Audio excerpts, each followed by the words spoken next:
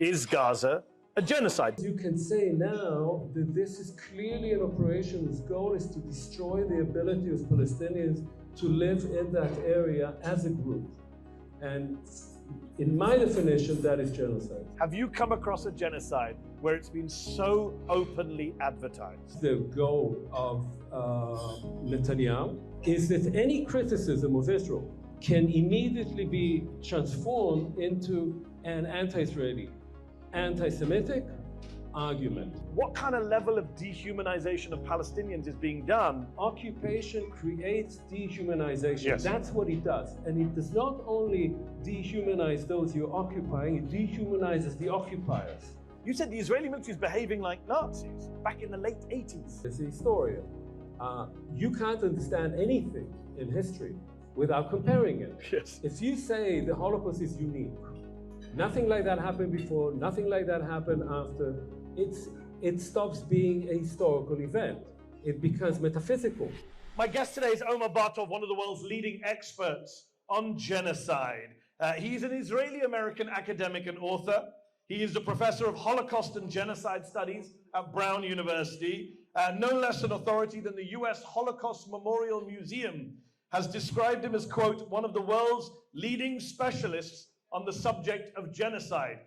I interpret that as he knows his shit on this subject, because there's a lot of people running their mouths online on this issue who don't know what they're talking about. So I'm actually very honored to be alongside someone who does know what they're talking about. I'm just going to jump straight into it. Omer and I are going to have a chat, then we're going to open it up to questions from around the restaurant. That's weird, around the restaurant. I'm doing an event in a restaurant. I plan to eat afterwards as well, just to be clear.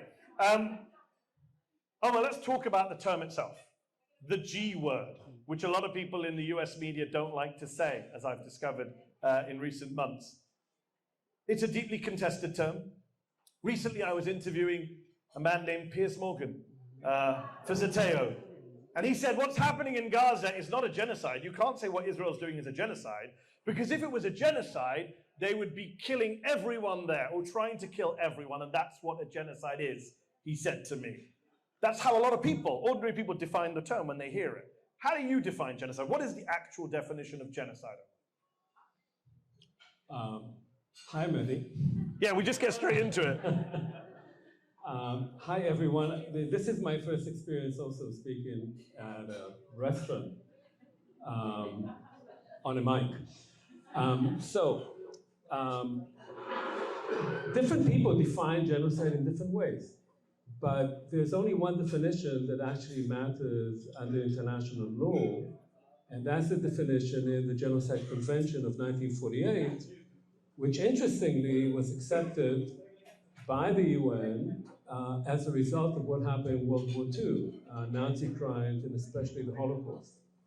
And that definition says that genocide is acts committed with the intent to destroy a group, could be a religious group, ethnic group, national group, in whole or in part, as such. So what matters here is A, that you can show intent, and B, I'm sorry that you're eating, but B, that you're killing people not as individuals, but as members of the group, that your intent is to destroy the group rather than simply the people who belong to that group. And so it's not a question of numbers. It's not that you have to have millions of people. It's that your intention is that the group as a group will disappear even if members of that group remain alive. Okay, so on that basis, let us cut to the chase right at the outset. The big question, in your view then, is Gaza a genocide? Does what's happening there meet the definition of a genocide, the crime of crimes? Right, so one problem with the term genocide, once it was invented, and it was coined in 1944 by Raphael Lemkin, a Polish Jewish lawyer who was then living in the United States. One problem with that term is that because it's considered to be the crime of crimes, whenever you see something horrible happening and you think a lot of people are being killed, you say, well, this must be genocide. Although it could be a war crime, it could be a crime against humanity, it could be an atrocity, but not necessarily a genocide. So when, following the Hamas attack of October 7th, which in my view was a war crime and a crime against humanity, Israel attacked Gaza. And within weeks, it was clear that war crimes were being committed and crimes against humanity. And I can explain what that means. And in November, I actually published an op-ed in the New York Times where I wrote that there is good evidence that there are war crimes and crimes against humanity, and I warned that this may become a genocide. There were many people who were saying already that it was genocide, and I was not convinced that it was still that, although thousands of people had already died. And by May 2024, when the IDF attacked Rafah, which was the last attack in this campaign, I had become convinced that it was, in fact, that the IDF was actually carrying out a genocidal campaign in Gaza. And the reason was that that was the last concentration of civilians who had been fleeing because the IDF was telling them to move from one place to another. There were about 1 million people there who had been already displaced several times. And the Americans were saying to the Israelis, don't attack because you're going to kill a lot of civilians. And the IDF said, don't worry about it, we'll move them. And they moved them to the Al-Mawasi area, which is the beach area in southwestern Gaza. And then they attacked Rafah. To me, that meant at that point that this whole operation was not simply about destroying Hamas, and not simply about releasing the hostages. Both have not been accomplished yet, but rather that it was about making the entire strip unlivable for Palestinians.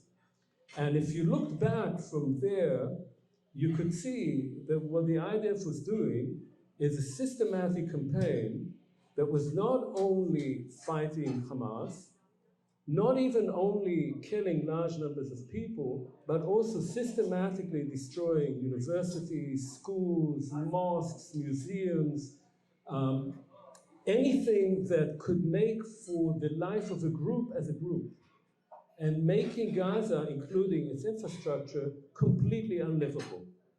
And now we can say since early October, the IDF is carrying out a specific operation in the northern part of Gaza, the northern third of Gaza, north of the Netzarim corridor, as they call it, which is to empty it entirely of its population, flatten it, with settlers already waiting on the other side of the border to move in. So in that sense, you can say now that this is clearly an operation whose goal is to destroy the ability of Palestinians to live in that area as a group. And in my definition, that is genocide. So, on the one hand, it's a big deal when an Omer Bartov comes out and says this is a genocide because of your scholarship, your history, your studying of Nazi Germany, and the fact that you are an Israeli. That matters whether we like it or not. People take it more seriously when you say it versus when I say it. You also served in the Israeli military when you were a younger person, like other conscripts. What's interesting, though, is another Israeli-American historian, Raz Siegel, who I'm sure you know. He came out days after October 7th in Jewish Currents, and he said it's a textbook case of genocide. And as you mentioned, you weren't at that point at that time. And I interviewed you. Some people probably don't know this, but I used to have a show on MSNBC. And I interviewed you at the start of November. And you said to me, the possibility of a genocide is staring us in the face. I think it was the first discussion of genocide on American cable news at that time. But you were saying it could be, potential, I'm worried about it. But you weren't there. And then, as you said, you wrote the New York Times piece. And then this summer, you wrote a big Guardian essay, which I urge everyone to read if they get a chance, in which you talked about visiting Israel this year, in which you talked about Rafah, and you said, I no longer have any doubts. You also did an interview with The Guardian more recently, and you said, I want to quote you, you said, there was a concerted and intentional effort to destroy universities, schools, hospitals, mosques, museums, public buildings, housing, infrastructure. If you look back, these are your words, you could say that this was happening from the beginning. So I'm just wondering, in hindsight, did you get it wrong by coming to this so late? When you're saying to The Guardian more recently, you could see it from the beginning. Netanyahu was saying Amalek, they were saying cut off electricity and water. In hindsight, do you think it was from the beginning? And if you could go back, would Omer Bartov say on October, November to me, it's a genocide? Look, possibly, but I would say the following. When that piece in the Times came out, that was early November. And my view now is that had President Biden in November or December said to Netanyahu, yeah, you have 2 weeks to wrap this up. And if you don't, you're on your own. Meaning the IDF cannot operate more than 3 weeks without constant supply of munitions by the US. It's a 24-hour kind of supply. Then it may not have become genocide. Then, had it stopped then, we would have said, yes, there were war crimes. Yes, there were crimes against humanity because so many civilians were killed. But whether there was a goal to accomplish that or not, it hadn't happened. Okay. Now, intentions, as I already wrote then in November, intentions were expressed at the very beginning, yep. October 8th. Israeli leaders with executive authority yes. were saying, wipe them out, stop the water, stop the electricity, and so forth and so on, flatten Gaza. But you have to connect intentions expressed to operations on the ground. You have to see them being implemented because people can also just speak, just make a lot of noise. That takes time to determine. And as I say, I think it could have been stopped in November or December 23, and then it might have not reached the kind of scale that we are seeing right now. You know the counter-argument, Omar, that to accuse the Jewish state, Jews, of a genocide is a blood libel. It's anti-Semitism of the worst kind because Jews were the victims of the worst genocide, the Holocaust. And now you're using this trauma of genocide against them, accusing them of this great crime. What is your response to that line of argument? I'm sure you've heard it. Yes, I've received some emails to that effect, calling me a capo and other things. Look, there's a curious thing here. In 1948, 2 things happened. The State of Israel was created, and the Genocide Convention was agreed on by the UN. Both events had to do with the Holocaust. There was an international consensus at the time, after the Holocaust, that the Jews, having been persecuted, having had no state to protect them and so forth, that it was time to allow the Jews to have a state of their own, a refuge, a haven, a safe haven. And there was an agreement by the international community, again, on something that is very peculiar. The Genocide Convention is, we can talk about it, but it's a very peculiar law, international law, that this should never happen again. That what happened in World War II, mass crimes, including the genocide of the Jews, should never happen again. So both the establishment of the state and the Genocide Convention are directly connected to the Holocaust. Yes, it is, to me personally, it's horrifying that the State of Israel, which was created in the wake of the Holocaust, stands accused of genocide. It's unthinkable. But the Genocide Convention is not about whether you can accuse Israel of something or not. It gives a definition of what genocide is. And if you see any country that acts in this manner and you don't respond, if you allow it as Israel is being allowed now, impunity, in part because of these kind of arguments, then you are breaking the entire edifice of international law that was created in the wake of the Holocaust to prevent that from happening. And that is a much greater tragedy and much more dangerous to all rogue states thereafter, which will all say, look, I mean, you let them get away with it, what about us? Yeah. Then accusing Israel of what it is actually doing. Yeah, it's funny because the Israelis often say we're being held to a different standard to everyone else. What you're saying is hold them to the same standard as everyone else. Nothing more, nothing less. And the Genocide Convention says that. Were you surprised, Omer, to see the International Court of Justice take up the South African case to talk about the plausibility of genocide in Gaza, even though the lead US judge quit the court and then walked it back conveniently? Where do you think that case will even end up? No, I was not surprised. By the way, the ICJ started deliberating such cases only recently. This is quite new, although it could have done it since it was established, and it was established with the UN. It didn't do it because of the Cold War. There's all kinds of reasons. And there are only a few cases, one of which, of course, is the case between Russia and Ukraine. And that's interesting in the sense that one problem with the Genocide Convention is that if you identify that a country is carrying out genocide in its own borders, in its own sovereign borders, you are obliged as a signatory to do something about it, meaning to interfere in the internal affairs of another state, which states really don't like, right? And so that's why it's so peculiar.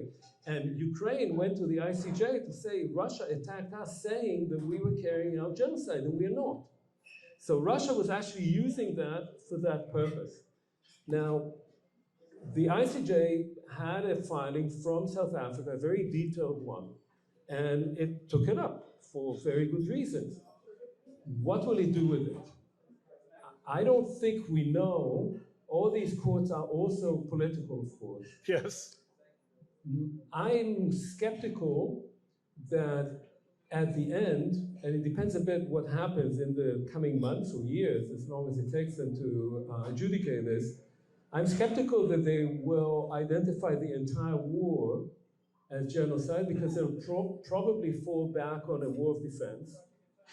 However, I think that what I just identified now, that is the attempt now to completely destroy, ethnically cleanse entirely the northern third of Gaza, might actually be identified itself as a genocidal action. Similarly to what happened vis-a-vis Srebrenica, those of you who remember, during the war in Bosnia, where the tribunal for the former Yugoslavia did not identify the whole war by Serbia as genocidal, but did identify the killing of 8,000 boys and men, Bosnian boys and men, as genocide. And I think that this particular case, what we are seeing now, which has been sold on Israeli TV by this General Island, the retired general, for months. Yes, openly. Is openly. I mean, is clearly two things on the history of genocide here. Let's take your expertise here.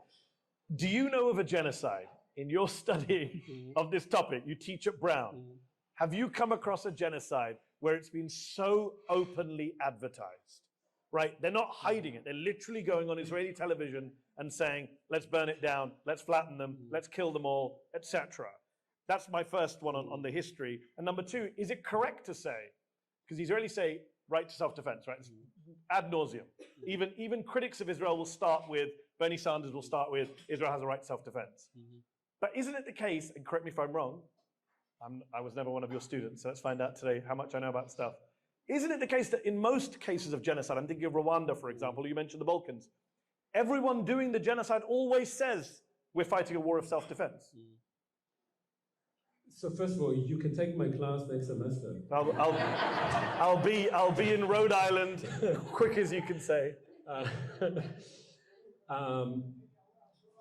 So in several cases, most importantly here, the Holocaust, the Nazis were very open about it. Hitler made a speech saying that if the Jews unleash, the Judeo-Bolsheviks unleash a war against us, the end of it will not be the Bolshevization of Europe, but the extermination of the Jewish people. And he warned that there would be a genocide.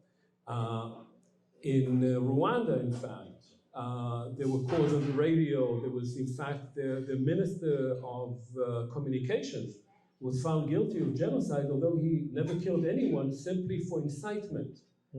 And incitement, by the way, is exactly what Netanyahu was doing, what Gallant was doing, his former Minister of Defense now, and so forth. So yes, it does happen. The problem is to establish intent. That's not only that people say, I'm going to kill you, I'm going to destroy you, but that you can connect it then to actions on the ground, right? That it's not just things being said at the heat of the moment. As for the second question, you know, most genocides occur either at a time of war or when people say that it's a war. It's usually done to appear as if it's a military operation. And this goes back to the very first genocide of the 20th century, 1904, by the Germans in what is now Namibia. Yeah. It's the same with the genocide of the Armenians. It's during World War I. It's the same with the genocide of the Jews in World War II.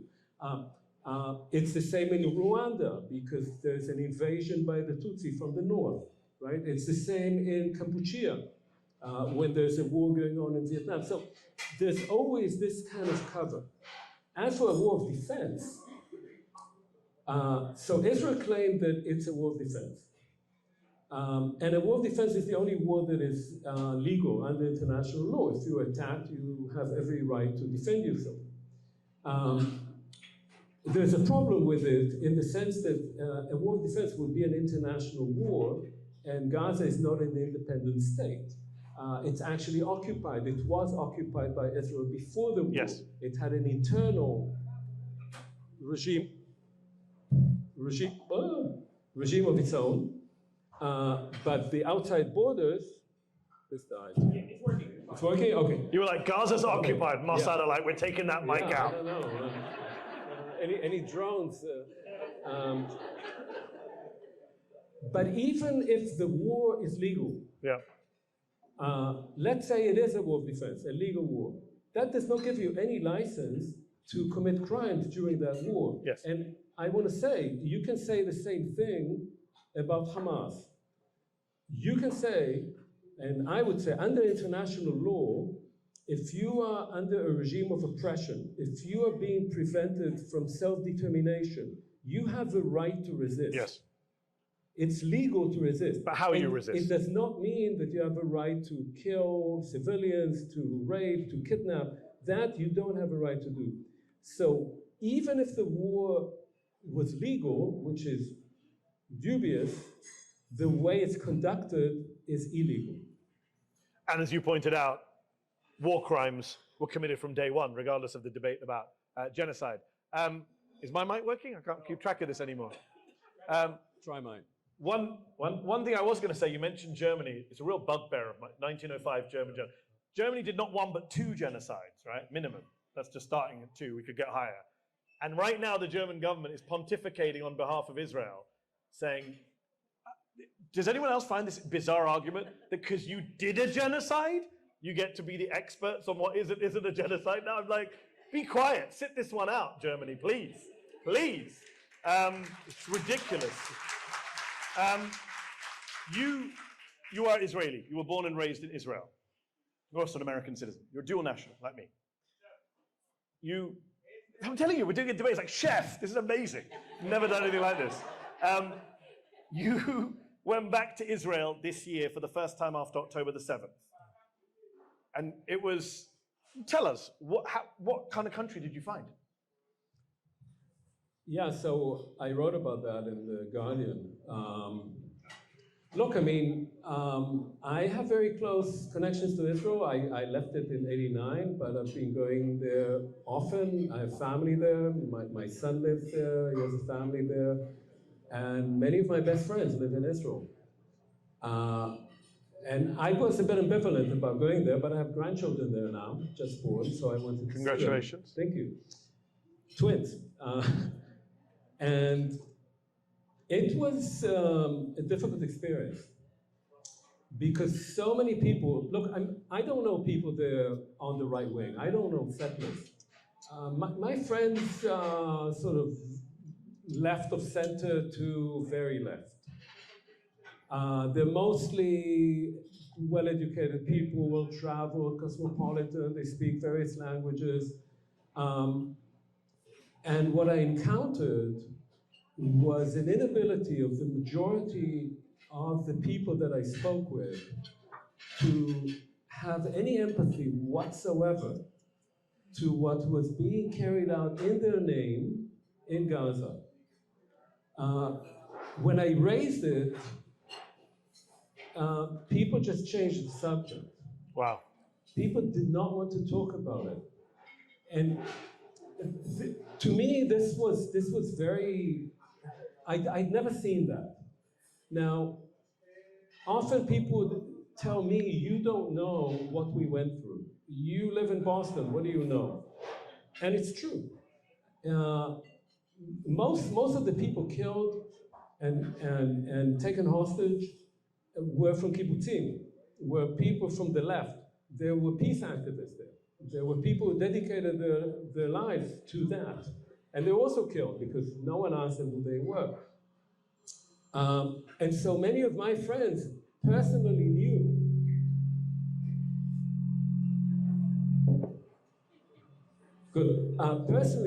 many or some of the people who were killed. But the inability, the intentional indifference, the intentional refusal to talk about what was happening there was very jarring. And it's still going on right now. I tried to think about it through work that I did many years ago on the crimes of the German army. You know, in Germany, you mentioned Germany. When I started researching Germany, it was in the late 1970s. And at the time, Germans had accepted that, yeah, okay, they did the Holocaust. But who did it? It was the SS, it was the Gestapo, it was all those nasty people that none of our families belong to, right? We are just good, decent Germans. The German army had nothing to do with it. And I said, no, that's impossible. And so I spent several years researching it. And of course, the German army was deeply involved in that. And there were 20 million people who had served in the German army. And so everybody had relatives in the German army. And it took, I mean, my studies were published in 85, 91, well into this century. It's remained very difficult for Germans to accept that their own relatives had served in a criminal military organization. And so when you think about these Israelis now, they have children, grandchildren, nephews, cousins who are all serving in the IDF because the IDF is not like the American army. Everybody's drafted. And for them to accept that their own families are engaged in a genocidal war is at the moment completely impossible. So, I'll just take this back because it's not working. So I totally get that, but let's take it one step further. There's the denialism, which I get, right? Nobody wants to say, my cousin or my brother went out to Gaza to kill women and children. Totally understand that. But what about the people who know what's going on, who see what's going on? Because in Germany, in World War II, they didn't have TikTok. No. Right now, and I don't know how many of you are subscribers to Zeteo, I know all of you will be by the end of the night, but those of you who are will have seen a documentary we produced that you watched, Omer, and gave us a blurb for, called Israel's Real Extremism, where a British crew went out to Israel and interviewed some of the soldiers who have filmed themselves looting houses, mocking Palestinians, dressing up in women's clothing that's not theirs, and putting it on the internet for everyone to see. So what kind of level of dehumanization of Palestinians is being done, whereby it's not just people saying to you, Omar, well, I don't want to talk about it, change the subject, wasn't my nephew, versus the people who go, yeah, I saw the TikToks, aren't they great? Yeah. Isn't this wonderful? This is how we should treat Palestinians. Look, I mean, it's a difficult issue. First of all, far more people knew during World War II what was going on. And why did they know? Because soldiers who were serving on the Eastern Front, or mind you, American soldiers serving in the Pacific, were sending letters, accounts, photographs of atrocities to their mothers, to their girlfriends, being proud of it. And there are still millions of those in various attics in German homes to this day that people still find every once in a while. So things are usually much better known than people would admit. But you're right that now there are all these social media reports. People are posting this stuff. It's illegal for them to do it. It's a breach of army discipline, but they're doing it anyway, and the army is not doing anything about it. And people can watch it. There's now another show on Al Jazeera, another documentary that's made about it, yes. Documentary, yeah. It's hard to say how many people, and you can hear them on the Israeli media, saying, yes, just kill them all. There are obviously a lot of people saying it. I don't know if it's the majority. I think the army as such, because he was so humiliated on October 7th, because the fiasco was unbelievable, wanted to show that he could do it. The composition of the IDF has changed tremendously since I served in it. Far more right-wing people, far more settlers, far more religious fanatics in it, among the soldiers and among the middle-ranking generals, officer corps. And so there is much more hate, much more brutality. But as I say, there is a large part of the public, and I suspect it's more than half, who are deliberately not watching. Now, if you watch Israeli TV, you wouldn't know any of this. It's simply not on Israeli TV. If you see anything about Gaza on Israeli TV, it's through the gun sights of an IDF soldier, and all you see through that are ruins. You don't see people. None of this is reported. But of course, you can get an app of Al Jazeera and watch it. It's not a problem. People choose not to know. They know and they deny at the same time. So you mentioned the Israeli military. Just to deal with Israeli military followed by happy hour. This is good. Also, I'm deeply distracted by these two cheeseburgers right here, which is making me. I'm sorry to put you guys on the spot, but I hope they taste good. I'm sure they taste amazing. They smell great. Omer and I will be eating after this. The Israeli. Look, there are people who think that the world began on October the 7th, 2023. There was nothing happening in the Middle East prior to October 7th, 2023. Interestingly, you, in I think 89 or 87, you can correct me, wrote a letter during the first Intifada to Yitzhak Rabin, then defense minister. Today he's eulogized as a great peacemaker by Western liberals. He was the guy who told Israeli soldiers to break the bones of Palestinian protesters in the first Intifada. You wrote a letter to him saying that based on your research that you just mentioned to everyone, you were the guy researching Nazi Germany and the German military, the Wehrmacht. No. You said the Israeli military is behaving like Nazis. Effectively, is this my summary of your letter? Or watch out, we're heading in that direction. Mm-hmm. You invoked a Nazi parallel, did you not? Back in the late 80s. Yeah, so I was then a little shrimp. I just come back from my PhD at Oxford. When the first Intifada broke out, Rabin issued that order to break their arms and legs. Literally, that's what the instructions said. And there was a postcard going around which described a particular case in which a Palestinian boy was taken on a police jeep, military police jeep, and then thrown out of it and killed. And I was supposed to sign it, but I was so appalled by that I wrote in very small letters on the postcard that I just come back from researching the Wehrmacht, the crimes of the German army, and that under his leadership, he was leading the Israeli army in the same direction. And 2 weeks later, I didn't expect that anything would happen or that he would read it, of course. And 2 weeks later, I got a letter from the Ministry of Defense. And in the letter, in the envelope, there was a letter from him, one line, saying, how dare you compare the IDF to the Wehrmacht? That's the German armed forces. To me, that meant something. It meant that he actually was aware, because he took the time to respond to me, he was aware that something was not right. And whatever he did later on, and whatever we say about Oslo,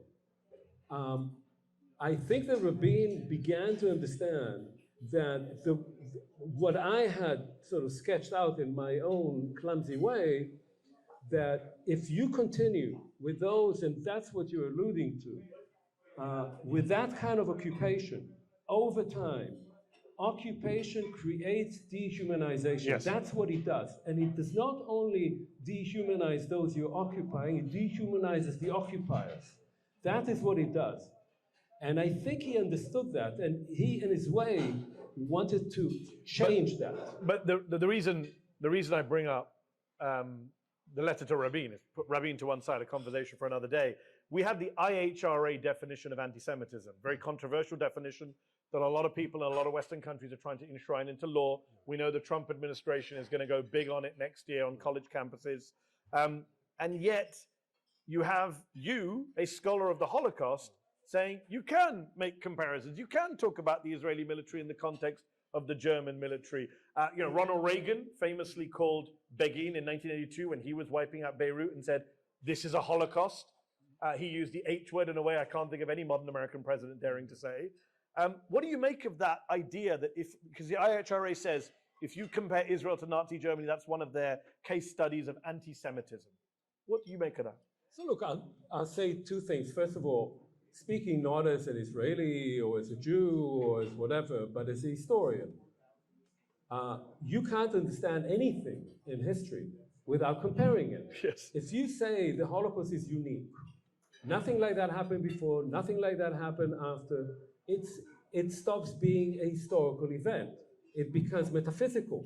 It's something that you can't understand anything in history without seeing it within a context, without comparing it to other events. So the whole idea that you can't compare one army to another, one genocide to another, is absurd. It's a political statement, but historically it's useless. On the definition, the IRA definition, it's not even a definition, it calls itself a working definition. And it's been pushed by the Netanyahu government now, or multiple governments now for many years. It is, as you say, it has a very short definition of anti-Semitism itself, which is fine. Yeah. And then it gives examples. It gives 11 examples of what would be anti-Semitic speech, and 7 of those 11 examples are about Israel. Surprise! That is the problem. The result of that is that, and that's the goal of Netanyahu, is that any criticism of Israel can immediately be transformed into an anti-Israeli, anti-Semitic argument, anti-Zionist and anti-Semitic argument. So it's interesting. I want to open it up to questions from the world. I think we have a Mike Rovin. Before I do that, one last question on what's in the news. What I find so fascinating is, as you say, nothing can be compared to Nazi Germany, nothing can be compared to the Holocaust, nothing can be compared to Hitler, including Donald Trump. People get very upset when his own generals are calling him a fascist. Those are all off limits, except when Israel wants to be the ones doing the comparing. So this week, we were told that a bunch of racist Israeli soccer hooligans shouting genocidal statements are the new Anne Frank. I'm not making that up. People literally put up pictures of Anne Frank saying, in the city of Anne Frank, this has happened again, which is insane, right? No one's supporting the violence on the streets of Amsterdam from any side. I'm not. But the idea that football hooligans getting into fights, and in this case, getting into fights over racism and what's happening in Gaza, they were literally chanting, all the schools are closed because all the kids are killed. The idea that that's Anne Frank, that's a Holocaust, that's a pogrom, what do you make of that? Well, Guido Levy, who's maybe one of the 2 bravest journalists in Israel, wrote a piece on that, and he said, while people were coming out saying there's a pogrom in Amsterdam, and the entire media was covering the so-called pogrom, there's a daily pogrom in the West Bank happening every day, and nobody's reporting that. These Maccabi Tel Aviv hoodlums, whatever they are known to be racist.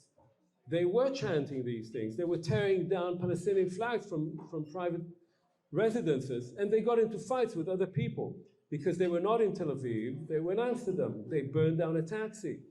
The kind of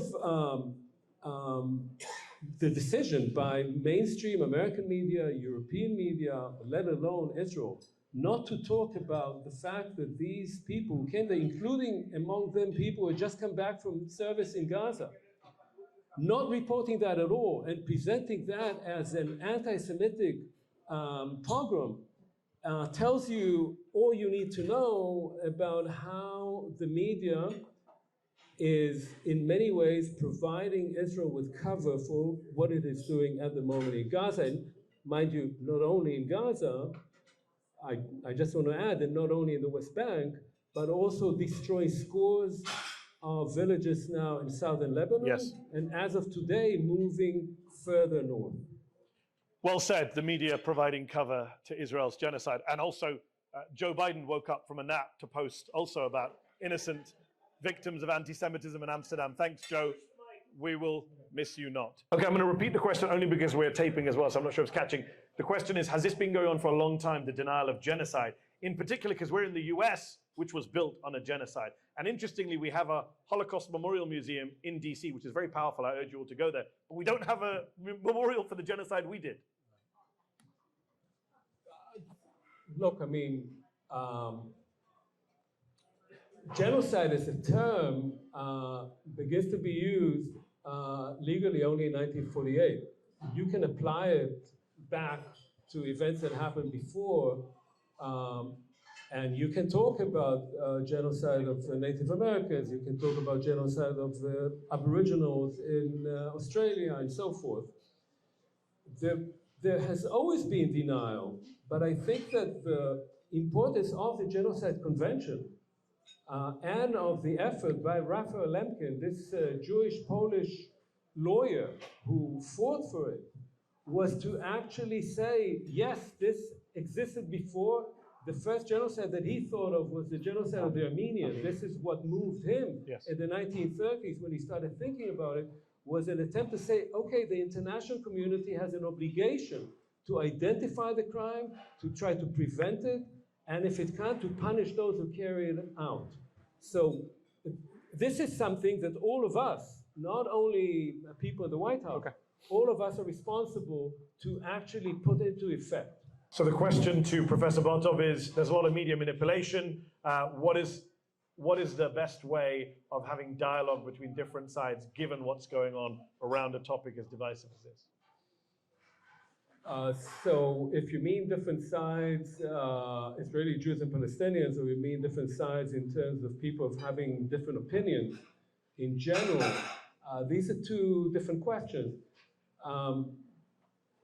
I think that for a public debate between different sides, the most important thing is for people to inform themselves, to try as best they can to get out of the social media bubbles where they always find opinions that they agree with, and to try to actually find other sources of information and to engage to the ability that they can with people who think differently. If you talk about Israelis and Palestinians, there are Jewish Israelis and Palestinians who are actually trying to speak with each other. But the atmosphere right now is such that it's extremely difficult and often dangerous for them to do that. And we should encourage that. And I think that the public in general has a responsibility, especially if you live in a democratic country, to put pressure on your own representatives, on people who depend on you to vote for them, to make sure that they move out of that kind of passivity, the fear of speaking out, even when you know that they know the truth, but they won't do anything about it, and to force them through public action, through demonstrations, through activism, to either express their real opinions or to leave and to no longer elect them.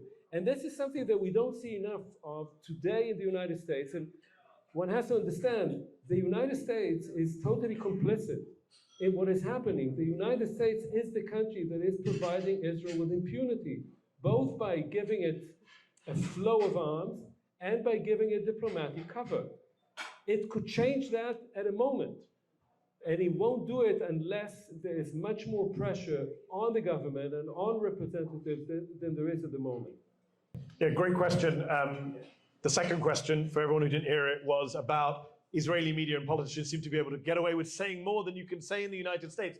One example of that, Haaretz headline this week said ethnic cleansing in northern Gaza. I've not seen the Washington Post or the New York Times say ethnic cleansing in any of their headlines. So that's one question to you. And the other question was the relationship between the Holocaust and the Nakba in 1948. So I teach a class on the Holocaust and the Nakba, actually. So this will be easy for you. You can take that one too.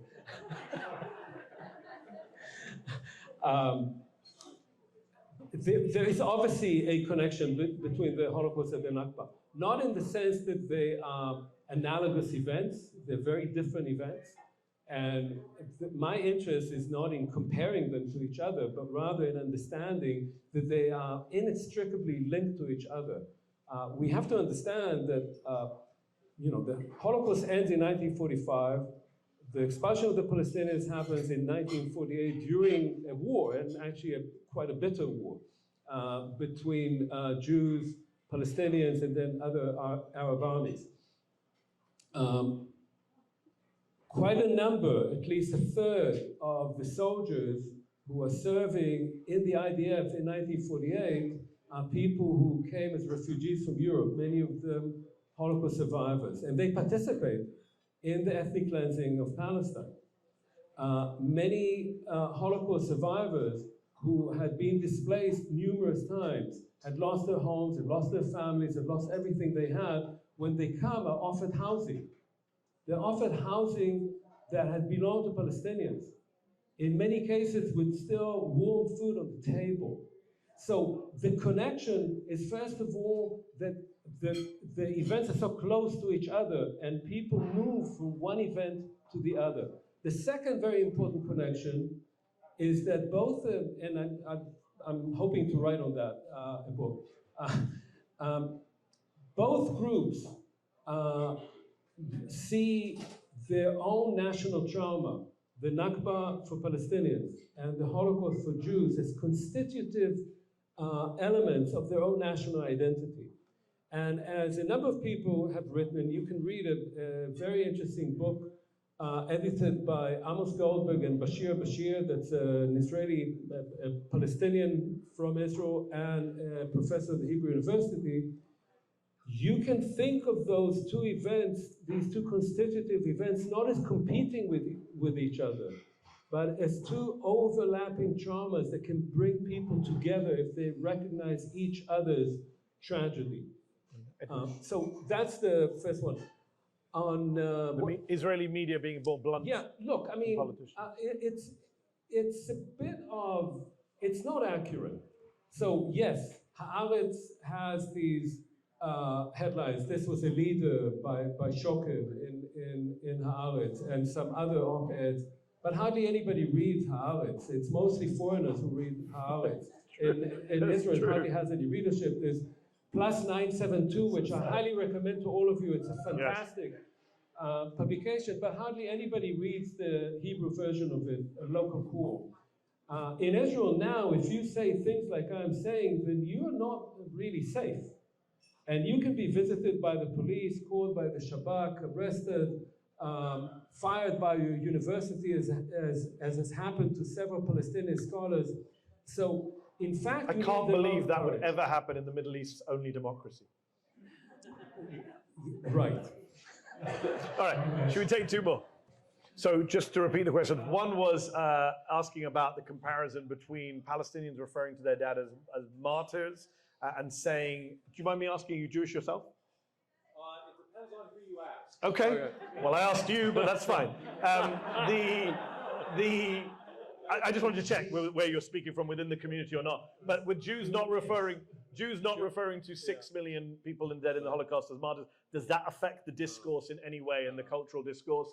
And then the other question was about, can Israelis distinguish themselves from their government on this issue when it's not just one issue, it is a decades-long Israeli state project the encroachment on Palestinian land? So on the first question, actually, if you look at memorials or rhetoric about the victims of the Holocaust, they're said to have died al-Kiddush Hashem, sanctifying God. And they're called Kedoshim, holy people. So first of all, there is, and it's part of a Jewish tradition. That's I'm not talking now about Zionism or the state of Israel. There is actually a Jewish tradition of calling the victims of pogroms and other calamities as holy, which is the Jewish equivalent. But in Israel, certainly since the 1980s, the Holocaust has started playing a particular political role in solidifying Israeli society around the Holocaust, not only as a case in which 6 million died sanctifying God, whether they were religious or not, most of them were, but also as an imminent danger. And so Jewish martyrdom in that sense is not only looking to the past, but also looking forward. And that's very much part of Israeli politics today. That's why immediately after October 7th, the argument was so many people, so many Jews have not been killed, such a large number of Jews has not been killed since the Holocaust. The Holocaust was immediately invoked. Hamas came to be called Nazis on the Israeli media. So there's a constant association of what is happening right now with the Holocaust. So it's not only about martyrdom, it's also about an identification of Palestinians and Palestinian resistance to Israeli occupation as somehow endangering Israel with another genocide. And the other question was distinguishing yourself from the government. So, look, it is in fact true that Israel has been occupying about the same number of Palestinians as there are Jewish citizens since 1967. And that occupation, there were people who opposed it. When I was in high school, we were marching against the occupation and saying occupation corrupts, and it has corrupted Israeli society to the core. There were people who opposed it. But by and large, Israeli society as a society became increasingly used to it, to the extent that people bought into the long-term Netanyahu narrative that you can manage the occupation. You don't have to solve it. We can't resolve that issue. We can manage it. And October 7th, in that sense, is important because it denormalized that. You can no longer go back to the way things were.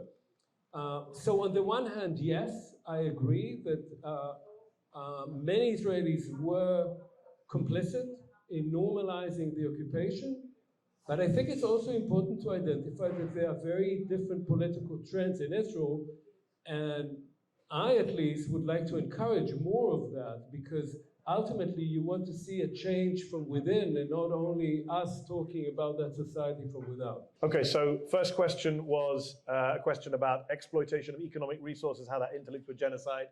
Second question was a great question about if you obsess over intent, as the convention requires, does that prolong the crimes? And the third question was about settlements in Gaza.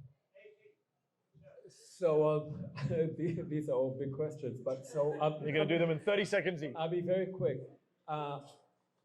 The kind of environmental calamities that we are facing are going to create, if not genocide, more and more violence. There's no question about it, because large numbers of people are going to start moving from one part of the globe to another. That is going to lead to more and more conflict between groups. So yes. On the question of intent, I agree, but look, genocide is not a better or worse crime than crimes against humanity or war crimes. So if you identify that a country is carrying out war crimes, but you're not sure that it's genocide, it does not mean that you're taking it off the hook or that you should. So in that sense, genocide is a very particular crime, but you can be found guilty of other crimes, such as war crimes and crimes against humanity. And on the last question, my answer is that I think the goal of the current Israeli government, that does not appear to be going anywhere for the next 2 years at least, is to gradually take over the Gaza Strip, to make the Gaza Strip increasingly impossible for Palestinians to live in, and to hope that the Palestinians either just wither or somehow leave. And in fact, this is also increasingly the policy in the West Bank. Whether it succeeds or not depends at the moment not on what is happening in Israel, unfortunately, but only if external pressure can be brought to bear.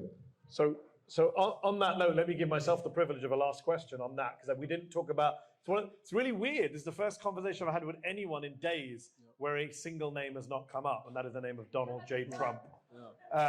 And I would say, how worried are you about what will happen, especially in the West Bank, when Trump takes office? Today, Smotrich has said he's looking forward to applying sovereignty to the West Bank, full-on annexation. Netanyahu sent a far-right Kahanist settler to be his new ambassador in DC. Trump is expected to send David Friedman back to Israel. He's sending Elise Stefanik, hardcore supporter of Israel, to the UN. What do you make of, just briefly, Trump and Israel in the coming months? Look, I mean, I have no idea what Trump has in mind. I know that there are people around him who do, but I don't know, and I think he doesn't either. I have to say that the Biden administration has failed so miserably on this war.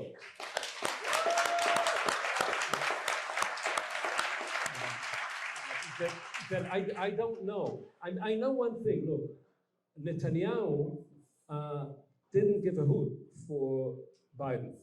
He got away with everything. He is scared of Trump. There are people in Israel on the left, if whatever left is left there, who are hoping that Trump, for his own reasons, will want to put an end to this ongoing violence. I am skeptical about what kind of end he has in mind, but I just don't know. So, yeah, there is a theory that he will want to take credit for, because Trump loves nothing more than taking credit, for ending a war or getting hostages out. I'm going to hand back to Andy and say thank you to Busboys and Poets for hosting us today. Thank you. Thank you to Nader and the Center for Muslim Christian Understanding at Georgetown for hosting his Gaza lecture series. Where else do you get a chance to come to a restaurant in DC and get an Ivy League professor tell you about the history of genocide, which is a great opportunity. Thank you to Omer Bartov for taking time out. And I've got to make one last shameless plug to subscribe to Zeteo tonight. We heard a questioner talk about media manipulation. We heard Omer talk about how Amsterdam was misrepresented in media. I don't know if you saw the ridiculous re-editing of the Sky News video on your socials. We complain a lot about the media. I'm saying here's a chance for you to invest in an alternative to the media you don't like. So please do support Zeteo if you get a chance. Back to Andy. Did you like this video? Don't forget to subscribe to this YouTube channel and turn on notifications. For exclusive content and to support our independent, unfiltered journalism, head over to zeteo.com. Your support matters.